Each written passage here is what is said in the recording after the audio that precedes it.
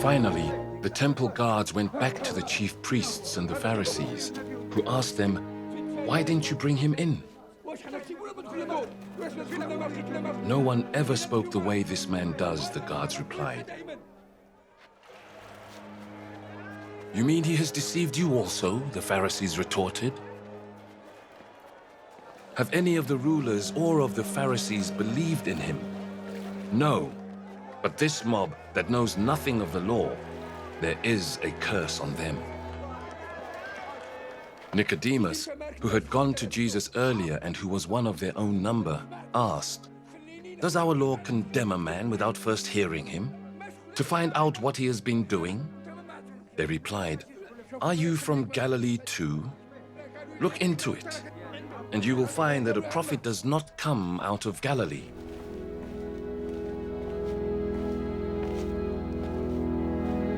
Then they all went home, but Jesus went to the Mount of Olives.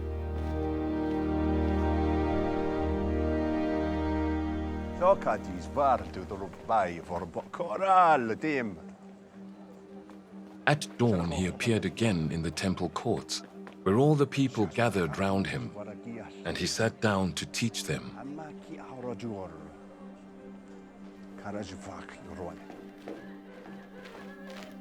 The teachers of the law and the Pharisees brought in a woman caught in adultery. They made her stand before the group and said to Jesus, "Teacher, this woman was caught in the act of adultery. In the law, Moses commanded us to stone such women. Now what do you say?" They were using this question as a trap in order to have a basis for accusing him.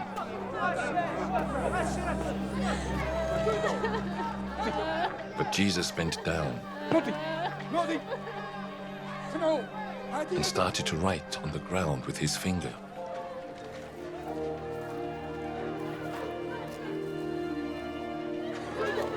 When they kept on questioning him, he straightened up.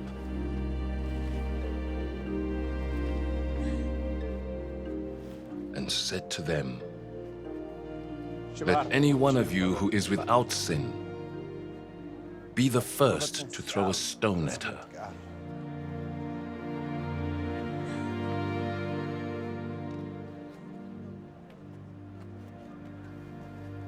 Again he stooped down and wrote on the ground. At this, those who heard began to go away one at a time. The older ones first, until only Jesus was left with a woman still standing there. Jesus straightened up and asked her, "Woman, where are they? Has no one condemned you?" "No one, sir," she said. "Then neither do I condemn you," Jesus declared. "Go now and leave your life of sin."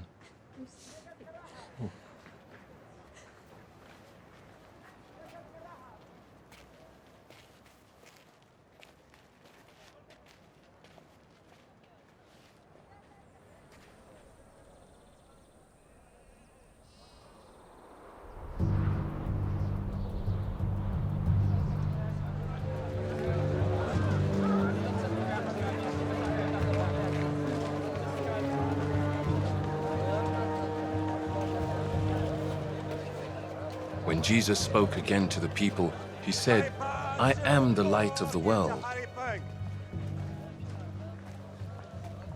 Whoever follows me will never walk in darkness, but will have the light of life." The Pharisees challenged him. "Here you are, appearing as your own witness. Your testimony is not valid." Jesus answered, "Even if I testify on my own behalf, my testimony is valid. For I know where I came from and where I am going. But you have no idea where I come from or where I am going. You judge by human standards, I pass judgment on no one. But if I do judge, my decisions are true, because I am not alone. I stand with the Father who sent me.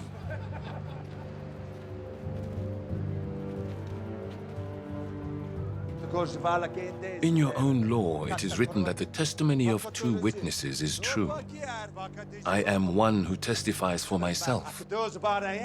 My other witness is the Father who sent me. Then they asked him, "Where is your Father?" "You do not know me or my Father," Jesus replied.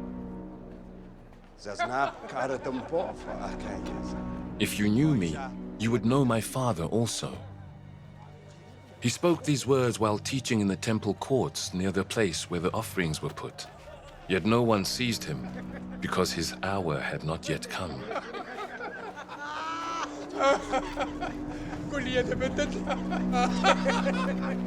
Once more Jesus said to them, "I am going away, and you will look for me, and you will die in your sin. Where I go, you cannot come." This made the Jews ask, "Will he kill himself? Is that why he says, 'Where I go, you cannot come'?" But he continued, "You are from below, I am from above. You are of this world. I am not of this world. I told you that you would die in your sins. If you do not believe that I am he, you will indeed die in your sins." "Who are you?" they asked. "Just what I have been telling you from the beginning," Jesus replied. "I have much to say in judgment of you, but he who sent me is trustworthy, and what I have heard from him I tell the world." They did not understand that he was telling them about his Father.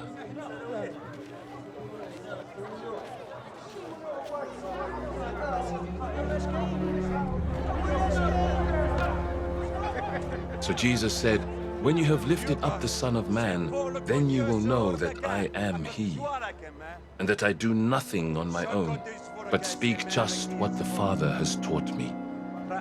The one who sent me is with me. He has not left me alone, for I always do what pleases him." Even as he spoke, many believed in him.